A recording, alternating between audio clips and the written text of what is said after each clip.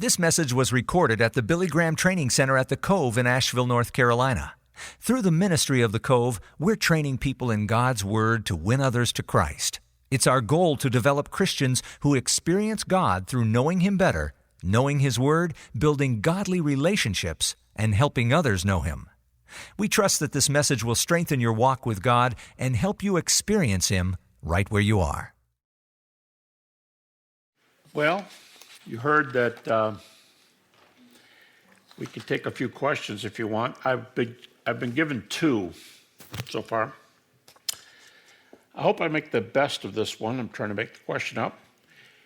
Q, the letter Q, is mentioned in several books as the basis for some references. Yes, when we're talking about sources, we talked about Mark. We talked about M, which is Matthew's verses that are nowhere else. L, Luke's verses that are nowhere else. John, which is separate, independent. But we talked about one, remember the comment about John the Baptist's disciples? I said it was in Matthew and Luke and not in Mark. That's what's called Q. Now, I didn't use the word Q because it's confusing. I didn't use the letter Q because it's confusing for some people. Some people believe there was an early book of sayings, nothing but sayings by Jesus, and they called it the Q source. That's in a lot of dispute. Nobody has any evidence that there was a book, just that Matthew and Luke were using something. But I think there's a real easy way to answer it. It goes like this. Whether there was a book of sayings or not, which I think is doubtful, we just refer to Q the way we already referred to it before dinner. Q is simply the sources that are in Matthew and Luke, but are not in Mark. Remember, if they're Matthew and Luke and they're in Mark, it's Mark. Matthew alone, Matthew. Luke alone, Luke. John. But if it's in Matthew and Luke, but not in Mark, it's called Q. And that, don't ask me where they got it from. I can tell you, it's the first word of a German word for source. And of course, the word's longer, but it starts with a Q. And that's how it got started. Okay, I was also asked, was I going to talk about the Ossuary of James? How many of you know what this is? The James Ossuary. Oh, fair amount. Ossuaries are also called bone boxes. And they were only used for about 100 years. And in the Jerusalem area, they were made out of limestone, just like the tombs were made out of limestone. And they would bury a body in a tomb. You can't do this if they're in the ground, but it's for tomb burials. And after a year, approximately, usually ladies would come back and take the bones of the deceased, because after a year there was no more flesh. And there would be bones only, and they would take the bones and put them in a stone box and slide them into one of the openings in the wall inside the tomb. And that not only protected the bones, the Jews, by and large, had a very deep view and resurrection of the body. But that also left a slot open in the wall for another body. Because tombs, there were very few single-body tombs. There were mostly family tombs. And so that's the story of the ossuary. Now, they found an ossuary that says, now in Aramaic, you read from the right to the left. So it said, James, the son of Joseph, the brother of Jesus. 5 words. James, son of Joseph. And in Hebrew, that's Ben. When you hear somebody Ben somebody, son of. James, Ben, Joseph, brother of Jesus. And it was very, very rare to put another kin in there besides the father. So James, very common name, son of Joseph, one of the most common names, that's fine. And there are a lot of those Ossuaries. Brother of, or right there, that's odd. No matter what name comes after it, brother of is odd. And then Jesus. Now, Jesus was a very common name. You folks probably know this, but Jesus in the Old Testament is the same as Joshua in the Jesus in the New Testament is the same as Joshua in the Old Testament. And there are 2, maybe 3 ossuaries that I know of where it is James, Ben, Joseph, brother of Jesus. So they're not totally one of a kind. So just that you find one doesn't mean it has to mean this James, this Joseph, and this Jesus. In fact, in ancient Israel, they pretty much have an idea of what the most popular men and women's names were for a lot of reasons. One is they would scratch the names on the outside of the ossuaries. You have a lot of ossuaries, you have a lot of examples of names. And then most of them were Ben, so you get 2 names out of every ossuary. And other names could be made other ways, like in legal documents. So there's a very famous work that's done on Jewish names. And the likelihood, if you're interested, the most common men's name was Simeon or Simon, was the most common men's name. Second most common name was Joseph. Jesus was the 9th most common name. So they're all very common names. All right, but there's a couple of questions with the James Ossuary. Is it even authentic? How do you know it wasn't a James, Ben, Joseph, that's it, and somebody scratched in the surface, brother of Jesus? Well, the fellow that had this ossuary, I guess you might say, didn't think a lot of it, because the ossuary was in one of his buildings, and it was filled with dirt, and he planted flowers in it. It was a flower pot. These ossuaries are about this long. People weren't so tall in those days, and the longest bone was one of the leg bones. And if it's big enough for the leg bone, it's big enough for everything.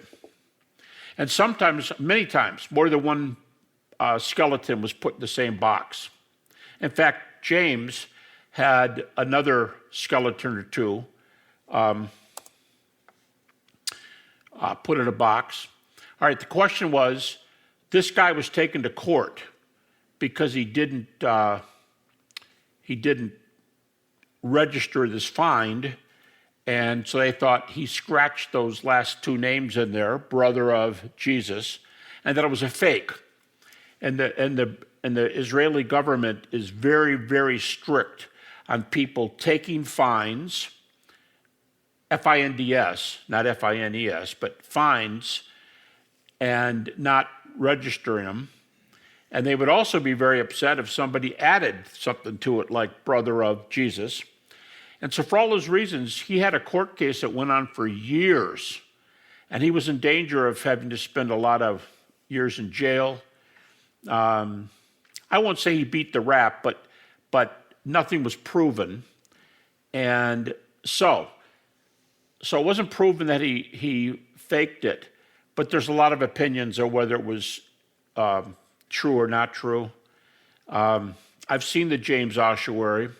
In fact, there's a bad chapter in its history where I happened to be in Toronto for a speaking engagement, and the people in Israel who had the ossuary, I think it was one of the Toronto museums, arranged to get the James Ossuary. So they mailed it to them from Israel to Toronto. They mailed it in a plain cardboard box. And the ossuary was cracked, like in 2. And so when you go to see it, the crack is filled in with plaster, and it went right through, I think it went through Jesus. I'm not sure which name it went through.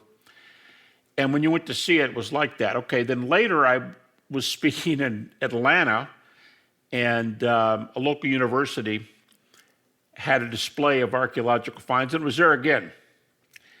And I got to see that again with a lot of other ones, a lot of other finds. In 1968, this will be important for us later in the week, the crucifixion of a man named Johannan, he was crucified, and for what they can tell, his legs were twisted sideways on the cross, and they nailed him one nail through the heel bones. And they knew the man was crucified because the nail was still through the feet bones, going sideways. The hole was about as big as maybe a dime. And of course, he was standing on the spike. And it's an actual archaeological artifact, but his name is John. You know, when you think about it, thousands of people were crucified in Jerusalem by the Romans. Now, they don't even know if it's one of the guys that was crucified there. But again, the time of the ossuary ran out about 70 AD. So that's going to be for about 100 years. That's the story of the James Ossuary. I'm not a good person to know head count.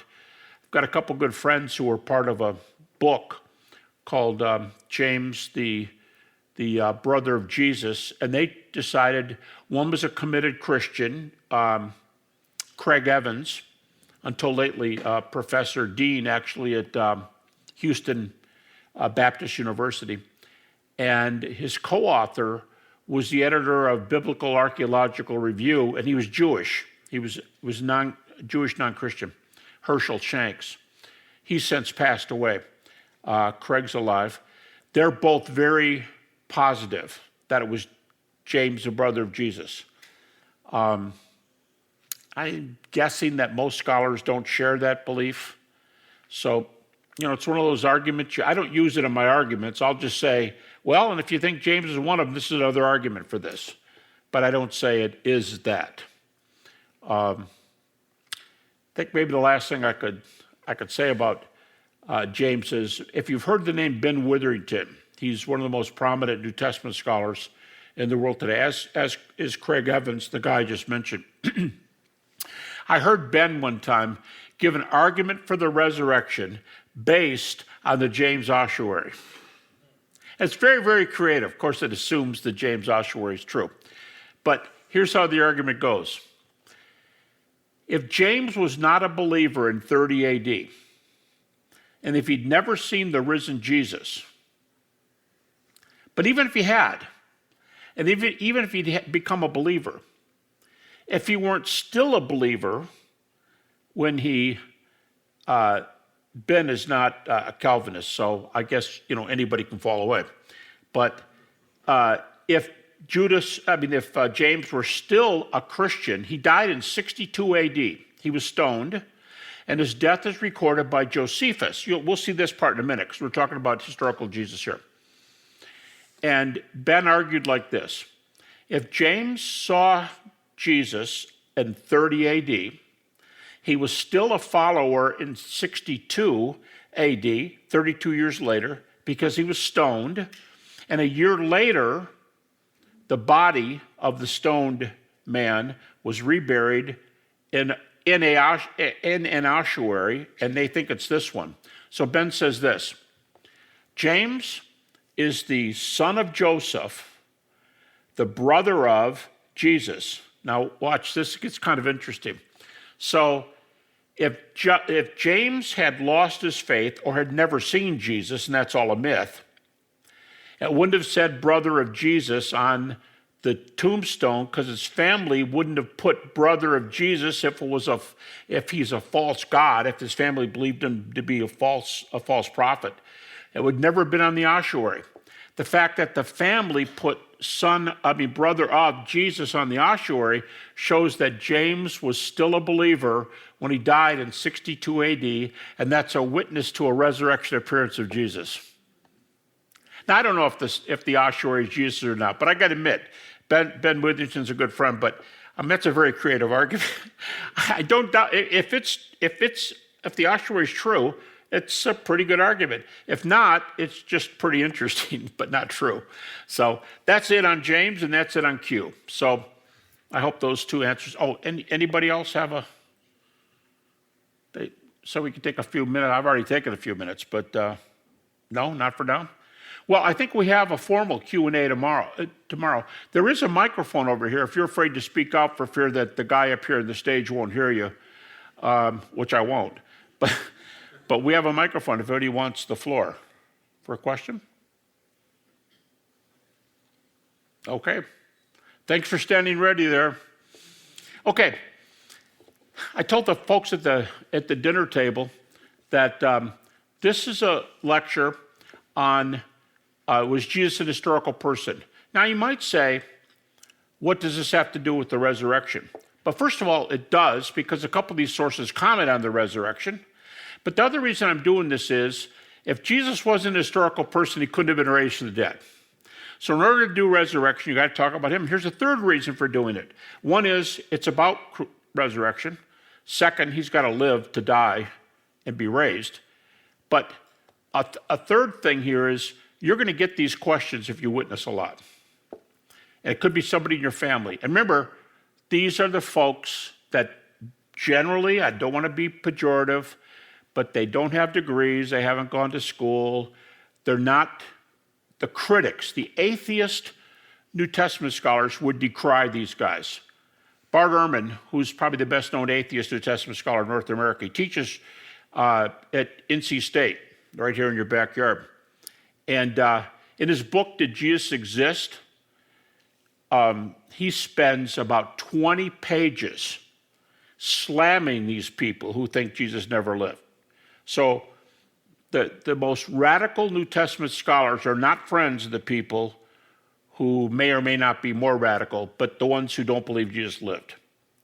And a lot of the people who you got to wonder, why would they deny so much history?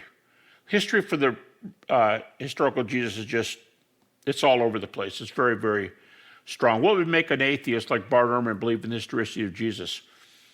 But it's not popular, but you may talk to people who say that. And by the way, we already discussed their other argument. The other argument is you cannot cite New Testament sources because these are prejudiced sources, because they're written by Christians. Now, you know what they'd like to do. They'd like to take every source away from you and then make you argue. But if they take it, first of all, they can't do it, because even the strongest real scholars, the strongest critics will give you those 7 books in Paul, for example. Most of them have a fairly good view of the 4 Gospels, at least Matthew, Mark, Luke. So you got plenty of material. But for those who say, I'm not going to let you use the Gospels, here's a lecture. So there's another reason to be doing this lecture to start. Okay, what I'm going to do is go by categories here. There's not a lot of slides in this lecture, but there are a fair number of sources. And let me start with several historical sources, historians. Tacitus was one of the best known Roman historians. He wrote about 120 AD. It could have been as early as, let's say, 118 AD. Now, you can do fast math, and you can say, all right, if Jesus died in 30 AD, this source is plus 90. All right? We're going to be doing a lot of that this week, where you go plus from 30 AD. And Tacitus is plus 90. And most critical scholars who do not question the historicity of Jesus think that Tacitus and the next fellow, Josephus, they usually think they are the best 2 secular sources for Jesus. Josephus was he was a Roman historian, very well known. He did not think much of Christians. He had access to Roman archives in Rome, official records. Depending on what you do with Tacitus, he mentioned Jesus either once or twice. And in his best known passage, he's talking about Nero, the Roman emperor, about, we'll say, 30 years after Jesus. And if you're up on that history, there was a great fire in Rome in those days. And a lot of historians blame the fire on Nero. They say he set the fire. But Tacitus tells us, we get this from other people, Nero blamed the Christians in Rome, and he said it was the Romans' fault. Sorry, It was the Jews' fault, and they burned Rome. And so they tried to blame Christians for this, and that was a horrible persecution. Tacitus explained some of it.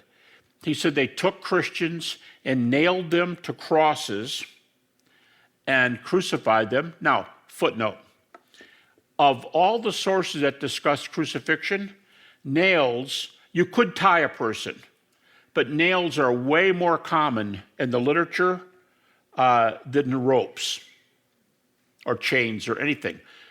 Nails win by a large margin. And this is one of the sources. Tacitus says they nailed Christians to crosses, and this one's kind of gross, but other ones they put on stakes or crosses and lit them on fire. And he said they became torches in the night. A dead person on a cross who would die fairly quickly from the flames, the body was left burning. And this was all to pay Christians back for the great fire in Rome. And Tacitus isn't too, he doesn't like Christians, so he doesn't mind the story. But he just says that it's kind of sad because this was all done to Christians, and he implies they really didn't do anything. But he does say this. He says, we thought we stopped this mischievous doctrine in Israel, and after it ended, presumably he means crucifixion. He talks about the crucifixion of Christians. After it ended, it sprang up again. And he doesn't say what caused it. So some people think that that's kind of an oblique kind of reference to the resurrection teaching, that we got the guy. Oh, he does say that Jesus was crucified. He does say Jesus died by crucifixion. And then he said the story went dead and it sprang back up. Now you could say, well, there's really no gap. I mean, it was like 2 days later. But don't forget, he's writing from Rome, and it would take a long time for the story to get there. So that's one, Tacitus and Historian. Josephus, one of the earliest, 90 AD or plus 60. Josephus is a Jewish historian.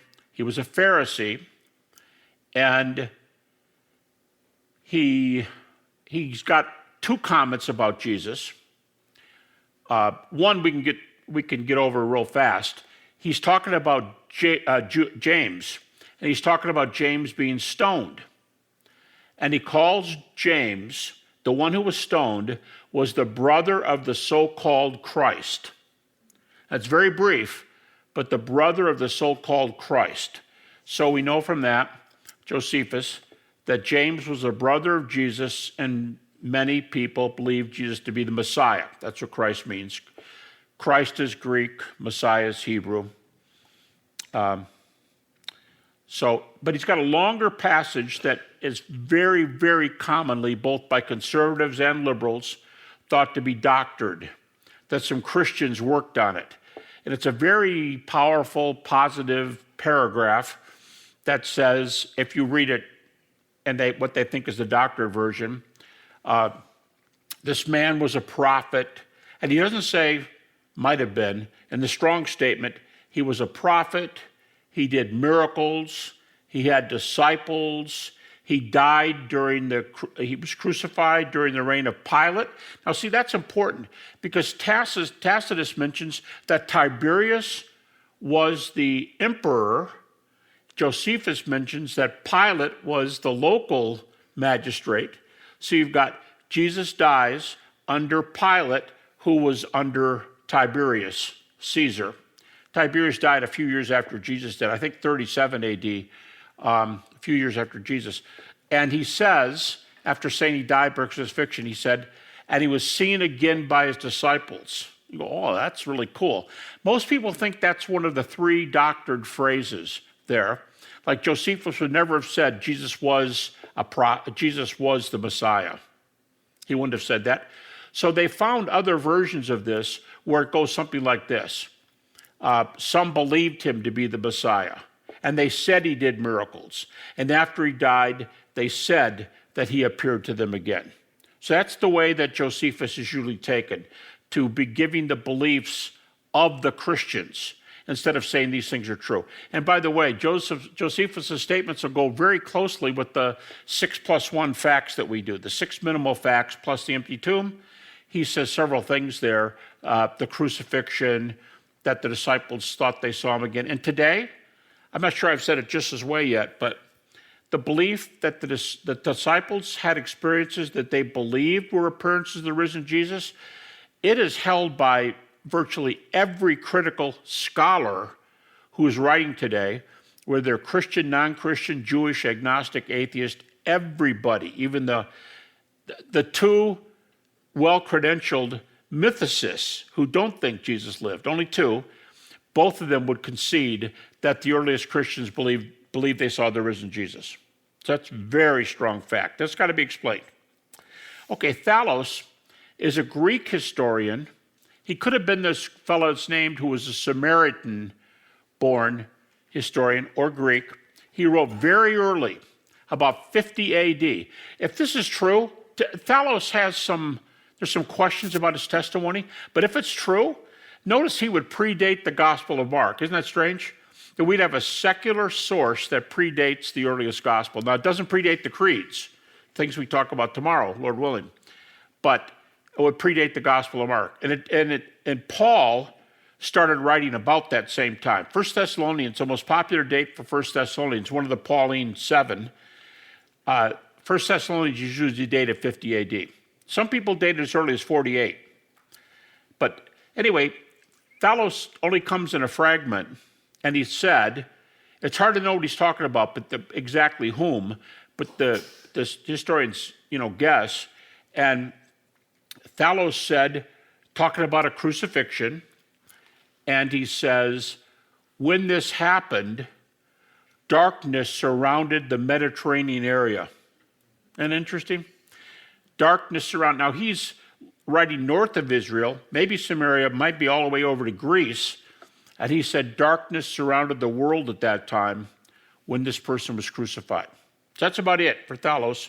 But very early, and if authentic, there's some. See, he doesn't really mention who the person is, so they have to fill in the details. Lucian is a little bit later. Lucian is a Syrian satirist. We'd say comedian today or something. And he did other things. He did some serious stuff. He wrote the only philosophy of history in the ancient world. It's called How to Write History. And Lucian gave the examples of how to write history. Here's one of them for you. Remember we gave the rules in the first lecture? The rules for writing history, or some of the ways you can tell historical facts. And he's talking about the importance of being an eyewitness. And supposedly, Alexander the Great was on a ship, and a guy came to him. Now, papyri, what you wrote on, those individual leaves where you had to get a stalk by the river, and you slit it, and you open it up, and you dry it, you got to stick them all together. And long writings in those days were rare because papyrus was so expensive. And this guy writes this whole book on Alexander, and he was saying some things about him that were not true. They were praising things. And in one of the phrases, they had Alexander going to India to take over the world, and from Macedonia over to India. I mean, he took basically the whole known world. Rome wasn't, the west of Greece that time was like barbarians. And it said that Alexander killed elephants with a spear. And they wanted to really praise him. So when Alexander wrote that, when the general, he wasn't a general, when one of the guys wrote that about Alexander, he showed Alexander, and Lucian's telling the story. And Alexander took this expensive papyrus and threw it over the edge of the ship into the ocean. And he said, that's what should happen to historians who lie. And he said, you're lucky I don't throw you over with it. And Lucian tells that story about ancient historiography. So he does do that. But he had some things to say about Jesus and Christians. They weren't good, but they're actually very positive. Because what he says is, he said Christians had communities in our area of the world, so this would be 130 years after Christ.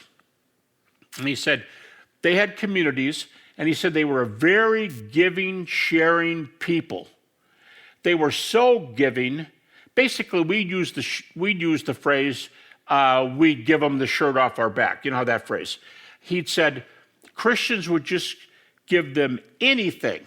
If somebody needed something, they shared immediately. And he said, he's making up this prophet type guy. And he said, the guy could go into any town he wanted to, tell them he's a prophet. They would eat it up. Great, a prophet. And he could stay there for as long as he wanted. And people kept inviting him into his house to stay. And he got 3 days of free food and room and board, and 3 more days and 3 more days. And this guy, Lucian's telling the story, he says, and this guy could just go around and have his whole life taken care of and paid for and never do a thing, just claim to be a prophet. Now, there is an early Christian book that says the length that could go on was 3 days. And then they kicked the guy out. But Lucian's making fun of it and said, they can go around and do whatever they want. Here's another one. He said, Lucian said, Christians despised death, and they were not afraid to die. Isn't that cool? He's trying to make fun of Christians, but he says they were not afraid to die. They so believed what they taught. So these things about giving the shirt off your back, so to speak, helping people, feeding people who had needs, not being afraid to die. And he said, they crucified the dead sophist. Now, a sophist is a philosopher. So he calls Jesus, he might even say crucified, but at least dead. I believe he says crucified sophist, crucified philosopher. That's what he calls Jesus. Pliny the Younger was a political figure, like a governor in Bithynia, which is today Turkey. And in 110, he could be a little later, anywhere from 110 to 120, but the latest sources put him back. It used to be 120 when I first started doing research, and now they're saying about 110. And Pliny the Younger, this is kind of a sad case, he's writing to Emperor Trajan. He's writing a letter, and he said, Sir, I want some advice on how to treat these stupid Christians. And he says, I will look around for them. And when I find them, I will try to extract names. Well, they will turn in their friends. He said, many times they won't do it, but if they'll turn in their names, we'll go get the other ones. And he said, what I do when I bring them forward is I give them 3 chances to worship and pay alms or offer blood sacrifices to the emperor, because Romans, remember, believed in emperor worship. We'll talk about that in just a minute. But under the name Suetonius, the next one. But the Roman emperors were declared to be God. And he said to Trajan, he said, so I give them 3 chances to renounce their God and give a blood sacrifice to you. And if they won't do it, I kill them. Am I doing the right thing? Now, I'll tell you what. Let me skip ahead and come back, because for the next one, Emperor Trajan is one of these sources.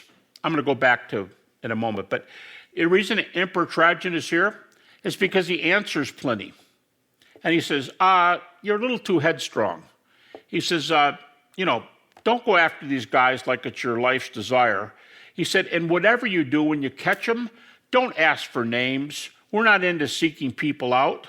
Now, he said, if they just are disrespectful and are bad citizens, which Christians are almost never called in the early church, if they're disrespectful, you might have to kill them, but don't go looking for them.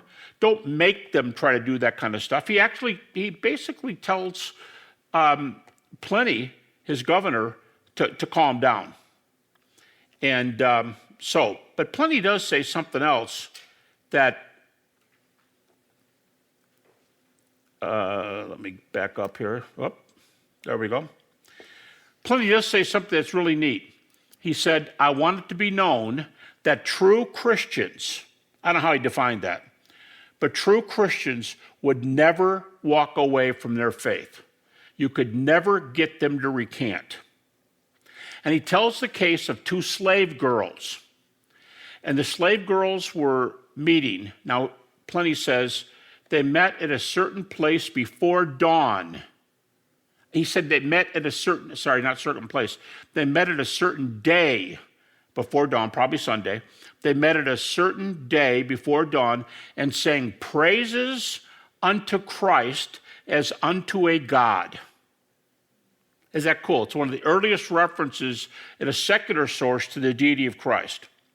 They met before, but why before dawn? It was a work day. So if you're going to meet, you had to come really, really early before you go to work. And they would meet before dawn on the same day, and they would sing praises unto Christ as unto a god. And then he tells a story of these two slave girls, very sad. He said, I got these two girls, and I said, renounce the name of Christ, and they wouldn't. And I gave them 3 chances, and they wouldn't. I killed both of them. And that's when Trajan wrote back and said, you're overdoing it. We don't want to go after people here. We're not looking to. So the whole thing, it's fairly long. It's a couple paragraphs, but it tells you what they were doing, singing praises to Christ. Christ was deity. And they would not, true Christians, he said, wouldn't offer to other gods and so on. The next one, Suetonius, was another Roman emperor. Not quite as well known as Tacitus, but a very well-known one. He also mentions Jesus twice. And one of the references is just like Tacitus. He says that after the death of Jesus, the movement broke out again. And so we learn about, the other thing he mentions, interestingly enough, is reported in the book of Acts. See, you have multiple attestation, right? You get used to seeing that. But he says that during Claudius's reign, the Jews were blamed for something, and they were kicked out of Rome. They kicked Jews out of Rome. And they called him, not just, you say, well, that's Jews. No, he said, Jews, worshipers of Christus, he called them, Latin. Worshipers of Christus, and they kicked them out of Rome, and that's recorded in the book of Acts. So it's kind of cool. So that's the other reference from Suetonius. Okay, Hadrian is a later emperor, so 138 would be just barely over 100 years. And he also has a letter, he writes, very much like Trajan, telling the Romans to go easy, maybe not go easy, but to let up a little bit and not go after these guys just to be mean. All right, so what? They don't believe what you believe. All right, just let things go unless they're really out of control. So both the emperors, Trajan and Hadrian, both tell their constituents, Trajan is for Pliny, but these two told him to calm down. Phlegon, 140 AD, could also be a Samaritan. He was writing a history, and Phlegon says that Jesus, he tells us a couple things about Jesus. He says Jesus was a prophet and made predictions that came true. Now, maybe it was a fall of Rome. I suppose it could have been, that he was crucified, because Jesus told everybody that. The disciples didn't believe it. By the way, another embarrassing phrase, when Jesus said, I'm going to go up to Jerusalem, I'm going to die, and 3 days later I'm going to rise, and Peter says, absolutely no way. In fact, if you die, I'm going to die with you. Now, see, that's another that you've learned, you learn to look for these signs. That's very embarrassing to Peter. And also when he brings the sword to the garden and cuts off the servant's ear. I mean, he really means business, and then he denies Jesus like that night. But Phlegon talks about Jesus being a prophet. He also talks about the darkness around the Mediterranean world, the death of Jesus. I'd have to go back and look. It's been a long, long time before I look at these sources. He may talk about the earthquake, too, during the death of Jesus. But the darkness and Jesus being a prophet. One thing you're probably already noticing, these secular sources don't say a lot about Jesus. A paragraph would be a long one. A sentence would be more typical. But you can squeeze a few little facts out of them here and there. Now, they're not terribly helpful historically because they're too late. Now, if I could use Bart Ehrman as an example. Bart Ehrman, again, is the atheist New Testament scholar, teaches at NC State, and he's probably the best known atheist New Testament scholar, but there's a lot of them. And he says a fair time in ancient history is 100 years. So he said, I'll accept sources for Jesus for 100 years. So he'll go from 30 to 130. And let me just stop here and show you what I'm talking about. If you do this, Tacitus is too late to be counted. Josephus is great. It's a great source. Now, I don't know what he says about Thallus. I don't think he's crazy about Thallus, but Thallus would certainly make the grade. Lucian's too late. Pliny the Younger only misses by about... No. I can't even count. Look at this. Tacitus is fine. Don't forget.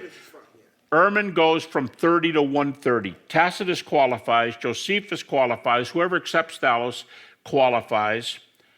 Lucian's still going to miss. Pliny is fine. Suetonius is fine. So these are some of the historians. But when I say they're not great sources, critics will cite them. And they'll say, yeah, they knew Christians were around, but they don't tell us enough to be helpful. Well, that's probably true. But the neat thing is, look how many guys knew who Jesus was within 100 years. And it doesn't help the mythers who say he never lived. That's why on this material, they'll say the mythers will say every silly thing you can say. Oh, what they were thinking of was this, what they were thinking of, and they make things up. In fact, let me give you an example. This one is one of the best known examples. We have early sources that call James the brother of Jesus, right? Book of Mark, Book of John, they're the ones that say he's an unbeliever. In Acts 15, he gives the final decision to when the decision is made about whether you have to obey the law to be saved. And Peter stands up, if you remember the story, Acts 15, Peter stands up and says, we all came to Christ by faith, not to works, so why lay works on these guys, the Gentiles, in other words, obeying the law? Why lay works on these guys? And then after Peter's done, James speaks up and gives the final verdict. And James agrees with Peter and says, we were saved by faith, that's good enough. And that's the bottom line for them. Well, and these stories here, James was well known as the Son of God, right? Even Josephus, James, the brother of the so-called Christ. They all say he's the brother of Christ. The mythers, here's the problem. If Jesus has a brother, their case is lost, right? If the brother's historical, that makes it a little bit tough on them to say Jesus never lived. So you know what they say? This shows you how ridiculous the mythers get. They'll say, oh, well, they didn't mean brother. They meant cousin or relative. And so whatever he wasn't the brother of Jesus. And then here's the humdinger. They said, in the early church, brother of Jesus was a group of male disciples who were really committed and were called the brothers of Jesus. There were a lot. You know how we can go to church, we call somebody brother or sister in church? Okay, this is just a band of losers, that's what the mythers would call them, who called themselves, oh, what's your name? Simeon. And what do you do? Well, I'm a carpenter and I'm one of the brothers of Jesus. See, that's all it is. It's brothers of Jesus. And they tried to get around the physical relationship of stepbrother or whatever, half-brother. They got around it by saying it was a clique in the early church. That's the extent they'll go to just try to, and guys just make fun of him. Bar-Serapion goes off on him. The atheist, he says, you guys are idiots. He really does. He calls these guys really strong, he calls them really strong names. And he goes after some of the mythers and what they say. He said, these guys don't have a clue. He said, they don't know anything about how to write history. They don't know anything about Jesus. They don't know anything about any historical sources. And he's talking about one gal who's a myther. And he even says, get this. He says, here's a couple of her, this is a quote, here's a couple of her howlers, Howlers. So funny, she's a goof off, and she takes herself super, super seriously, and he's just going off on her. Now that's an atheist New Testament scholar going off on atheist mythicists, non-scholars. Okay. So we have these guys, we have references to the brother of Jesus. I've already talked about Trajan, I already talked about Phlegon. Let me go on here to Bar-Serapion. Late 1st to early 2nd century. He could be, some people put him in, see, we don't know when he is. He's got a letter to his son, and last time I heard it was in the British Museum, and all I know is that it's sometime after 70 AD, after the fall of Jerusalem. They don't know how late, and he's being dated now, late 1st to early 2nd, and he's Syrian, and he's telling his son, he says, emulate the great philosophers he lives. And he lists several big-name philosophers. Socrates. Socrates died for his faith. He drank the hemlock and died for his faith. Because, as he told his disciples before he died, you can get this in Plato. As far as we know, Socrates didn't write anything. Plato wrote. Plato's not the only one. Plato's the main writer for Socrates. And it's a really neat phrase. Socrates tells his disciples, there's no need to fear death because people who live according to, their ethics and so on will live forever. And it's sometimes said, if you keep up on Justin Martyr, the early Christian, he did die as a martyr, but Justin Martyr's writing about 150 AD. Now, he's not in this list because Justin's a Christian, but Justin Martyr is writing about these guys, and he said, the world was filled with a lot of people, BC, who were not Jews, but were believers, and I expect to see them in heaven. Because if you think about the Old Testament, there's, Jethro, Moses' father-in-law. There's, trying to think of some of these others. Abimelech in the Old Testament. There's, trying to think of some of the other examples. Naaman, who was healed of leprosy.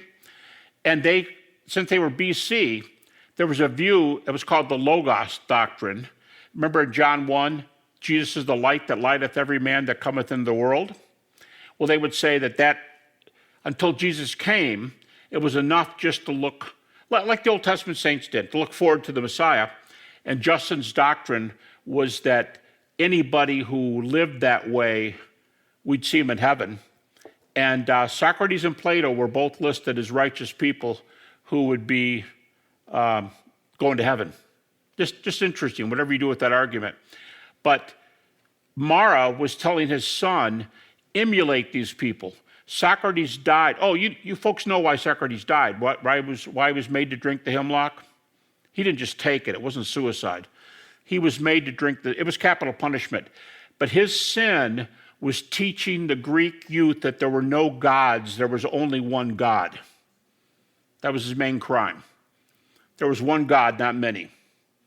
And that offended the Greeks and, Mount Olympus and everybody, Zeus and Hercules and the whole 9 yards. And he died.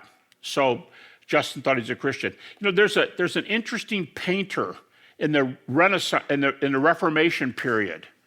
In English, today we call them the Van Eyck brothers. And if you go to, we were there, what's the name of that city in Belgium? I wanted to go in, and there were 4 of us, and the other ones didn't want to go, so they waited for me. They thought I was going to go inside. I was going to see a painting for about 15 minutes and come out. Well, the painting is like in 17 frames. And I was in there for 2 hours, hour and a half. but it's a great painting. And it's the one that's on the front of Francis Schaeffer's book, How Shall We Then Live? I think that's the one. It's the one where there's a lamb up on a pedestal, and the lamb's been pierced in the heart, and blood's coming out, and they're catching the blood in a chalice. So it's representing Christ. And it's the New Jerusalem, and behind the scene is heaven. But they didn't know what heaven looked like. I mean, who does? But they painted it like a Renaissance city. So heaven is a Renaissance city. The lamb is up. The heart is pierced. They're catching the heart and they're catching the blood in a chalice, and a bunch of saints are standing around them. Now, I had to go to each one. The reason I took so long was you have to look at all these people who are standing around. There are the 12 tribes of Israel, representatives. There are the 12 apostles. And guess who's in the front row? Plato and Aristotle. So this is still that kind of a belief that Plato and Aristotle were people like Abimelech and Jethro and Naaman and people who were God followers. Melchizedek. I know there's different views about who Melchizedek is, but God follower for sure, and he's definitely BC, back in the days of Abraham. So they said Plato and Aristotle were disciples. Okay, so Mara is telling his son, live your life like these famous people did. And Socrates is one of them. And he's not a Christian, of course, Mara isn't, but he's telling your son to live your life for something and be willing to give your life for something. Pretty neat. And the letter is in the British Museum, last time I heard. The Talmud is, well, the Mishnah is earlier, and then the Mishnah later became the Talmud. These are Jewish writings. I say 70 there. That's really being hopeful. The Mishnah, on which the Talmud is based, the Mishnah isn't really gathered until 200 AD. Now, everybody admits there were precursors to it. That's why you can go back a bit. 70 is a long time bit. It's 130 years before. It wouldn't make Bar-Serapion list. And in the Sanhedrin 43a passage in the Mishnah, later to become part of the Talmud, it's an interesting story of Jesus. Now, often in the Talmud, the Mishnah, Jesus is called a sorcerer. Now, what sorcerer means today usually connotates the occult. But don't forget, sorcerer can also be a false teacher, like a cultist, like somebody who leads people astray, like Simon the sorcerer, right, in the book of Acts. He wasn't so much an occultist as he was a false teacher, and he did things by trickery and magic, but he's called a sorcerer. So they called Jesus a sorcerer, and this early source, there are a bunch of them, but this early source, the earliest, says, we got this guy, we caught him, and he's going to be stoned. Now, that's an interesting reference. That's the way Jews killed. He was going to be stoned, and if anybody wants to come forward, and a crier was sent down the streets of Jerusalem, like Paul Revere, the British are coming. A crier was sent down the street of Jerusalem, and they said, this man is going to be stoned. If you have anything to say in his defense, speak now. And here's the next sentence. And as much as nobody spoke up, he was crucified on Passover Eve. Whoa. He's going to be stoned. What happened? Well, we know the story. The Jews weren't the ones that killed him. The Romans killed him. So it changes from stoning to crucifying. Just amazing. We caught the sorcerer. If you have anything to say in his defense, speak up. Whoops, nobody spoke up. We're going to stone him. Nobody stuck up. Next line, crucified on Passover Eve. What a witness. I mean, that's a major historical source. There's other ones. One source makes fun of Mary, basically, there's a play on the word Pantera, and it was said, they were making fun of the virgin birth. And it came to be said that Pantera was a Roman soldier who had relations with Mary, and Jesus was the illegitimate son. Now, it didn't spell all that out, but it was saying she hung around with these soldiers and who knows what goes on with that kind of stuff. It's that kind of comment, but that's in the Mishnah. The Gospel of Truth. Now we're getting sources now that are mostly too late to count. The Gospel of Truth is a Gnostic gospel from about 150 AD. They're not sure. It could have been written by one of the earliest Gnostic leaders. Gnosticism was a anti-Christian heresy, but they called themselves Christians. Gospel of Truth is actually not bad. For a Gnostic work, it wasn't horrible. And it gives fair, open, many-time credence to the crucifixion, deity, resurrection of Jesus over and over. But the theology is lousy, but it's a Gnostic source for Jesus. Gospel of Thomas. Some of the new radical New Testament scholars will bring the Gospel of Thomas back to about 50, 60 AD. There's a lot of reasons for that. I can't get into it. It's a huge controversy. But most New Testament scholars think the Gospel of Thomas is from about 150 AD. The Gospel of Thomas is a sayings document. It doesn't give events. It doesn't say what Jesus did. Some people say, well, there's no crucifixion in Thomas. There's no resurrection in Thomas. To which the response is, duh, there's no events in Thomas.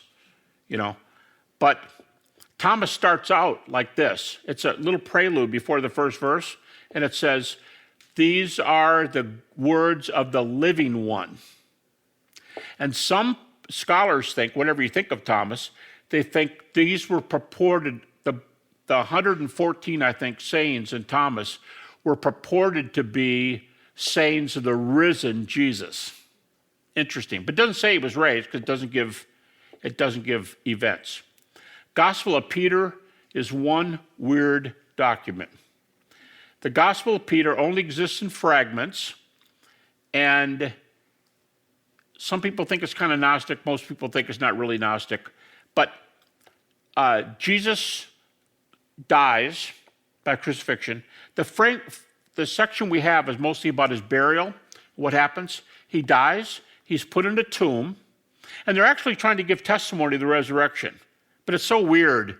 So they bury him, and they have a Roman centurion, and he brings a whole cohort of soldiers to the tomb. All the townspeople come out. So now you got, not just a couple people and Mary and so on come, but all the townspeople come out, and they're standing there in the tomb. Jesus is dead and buried, and the townspeople are there, and a bunch of Roman soldiers are there. They name the centurion.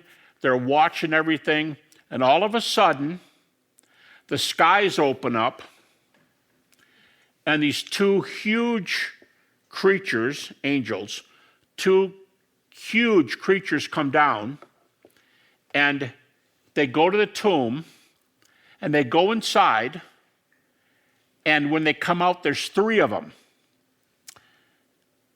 And the two are carrying a third one. He's like this, and he's being brought out. It's Jesus. He's being brought out of the tomb, kind of stumbling and being held by the angels. But the author says this: the heads of the angels went up to the heavens, and the head of the one they were carrying went above the skies. You go, okay, this is like, the Titans, Clash of the Titans or whatever. These superheroes come out. And then after the three come out, a cross comes out, like a glowing cross comes out of the tomb, and a voice comes down from heaven and says, did you preach the gospel in Hades or something like that? Did you preach the gospel under the earth? And the cross answers, not the angels, the cross answers, yes, we preached in Hades. And then the soldiers are watching all this. They can't believe it. Everybody's seen the miracle, the whole town, the disciples, the Roman soldiers. They go to talk to Pilate, and Pilate goes, this can't get out. If this gets out, we're all in a peck of trouble. And so he tells them not to tell anybody. And then the fragment breaks off. And the last comment is, it goes to some of the disciples who'd left for Galilee, and like John 21, they're preparing to go fishing. And the supposition is Jesus is going to appear to them in Galilee, but the fragment breaks off. But the goofy thing is really late. But I mean, these giant angels, and Jesus comes out like this, and the cross speaks, and a lot of people think it's cool. I mean, it's just a silly story, but they think it's cool because it gives pretty straightforward witness to the crucifixion, burial, and resurrection. The Apocryphon of John is late. There's almost nothing there. I'll just skip through this one. I'll say that it is it only mentions Jesus and his disciples. That's about it. There is a whole book called Treatise on Resurrection. This is the last slide, by the way. Treatise on Resurrection, mid-2nd century. The whole book is on resurrection. It's cool. What it says is neat, but it's a Gnostic book. So theology is lousy. I say cool because it gives testimony of the resurrection. For me, that makes it cool. But the theology is not good, and it's kind of crazy. Now, what do you do with these two things? I can't really I did this set of slides a long time ago. Let me go to number 18 first. The Nazareth decree is a stone found in Nazareth. They date it to about 40 AD. They think it may have been placed there by Emperor Claudius. And it says, anybody guilty of grave robbing. And interesting, because Matthew mentions the seals on the tombs. The Nazareth decree says, anybody caught guilty of grave robbing who breaks the seals, they should be killed. Capital punishment. And as Paul Meyer, the retired now emeritus professor of ancient history, Western Michigan University, Paul Meyer says, this is really odd, this stone, because they didn't kill people for robbing graves. Why in Israel? And most of all, why Nazareth? And some people have said, well, if like Tacitus and Suetonius, the two historians, say this mischievous doctrine broke out again after Jesus died, and it made its way to Rome. Remember Nero lighting the Christians on fire? It made its way to Rome, as we know from Acts and Romans and so on. It made its way to Rome. And Nero, by the way, is the one who's thought to have martyred both Peter and Paul. And it's usually given pretty good credence that Peter was crucified upside down and Paul was beheaded. So it gets to Rome, and the supposition is maybe the Romans don't want stories of rising Jewish gods going around. So they make a really harsh penalty. You'll be killed if you guard because they've heard about Jesus and his tomb being opened. But it's really interesting. It says this, if they break seals, which is about the only other reference that I'm aware of that is mentioned in Matthew. There's one problem, though, that this is just really new. It's really, really recent. The Nazareth decree is a good artifact. This will take a lot of explaining, but scholars don't know why it was in Nazareth. But it seems to have been by another emperor over in Turkey at about the same time, but he was referring to another situation altogether, not the death of Jesus. So, and that seems to be getting favored by people. And you go, well, that's because they're prejudiced, they don't believe in Jesus. Well, but the Nazareth decree that it applied to Jesus was always acknowledged by people until just recently. So that one you might have to throw out. And so notice I have question marks there. What do you do with the Shroud of Turin? Hopefully we'll get a chance to look at the slides, authentic testing of the Shroud of Turin slides. How many of you, not just heard of the Shroud, how many of you have seen a number of the slides? You've seen pictures of it. Is it really just awesome or what? I mean, does it not get attention? If this whets your appetite, I was given a lecture, because I was asked to. I don't usually volunteer to do it, but on the Shroud, I really talk about the resurrection facts. But I was in a big church in Birmingham, Alabama, and this church had a bunch of medical doctors in it. And a guy brought in a replica of the Shroud. It's one of the only few in the world of this particular kind of replica. And after I was done speaking, a bunch of medical doctors came up on the stage, and they were studying the things on the Shroud. And one of the most interesting things on the shroud is it appears that there's teeth. Now, I have photographs of this, but you can see teeth through the lips. It's not because he was beat up and the teeth were exposed. It's not that. You can see the teeth through and of course, the man in the shroud has a beard. So you can see the teeth through the beard and through the lip. And the supposition is whatever created the image on the shroud pulled the teeth from underneath and brought it out on the cloth, much like a dental x-ray.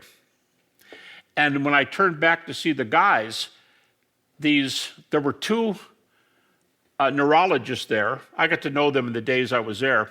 And as they were coming up, I was asking all the doctors, what's your specialization? What's your specialization? And one of them says, I'm a neurologist. Well, a lot of people say that's the height of the medical chain, is to be a neurologist. And he said, well, I'm a neurologist. That's pretty cool. And the guy behind him says, yeah, but I'm better than him because I'm a neurological surgeon. He can only talk about brains. I cut him open, And a few seconds later, the two of them were up on the stage. Guess who was leading the conversation? A dentist. Well, he wasn't a dentist. He was a surgical, And he was showing them that these teeth on these pictures, these teeth were the best dental x-rays he'd ever seen. Now, you can explain how that got on the cloth. So I'll leave that. Hopefully we'll get back to that. The shroud is exciting. I'm not convinced it has to be the burial garment. I've co-authored 2 books on it, but I think there's a fairly good chance. But I don't think I would take the minimal facts argument in a heartbeat, the historical facts. But, the jury's out on this one, and we can wait till, hopefully you can wait till Friday. I think it's the last thing I have on the list but I have about 35 scientific slides. You can see the teeth for yourself. Okay, well, I'm at the end of my time. And that's it. And since we're not having questions, you can all leave.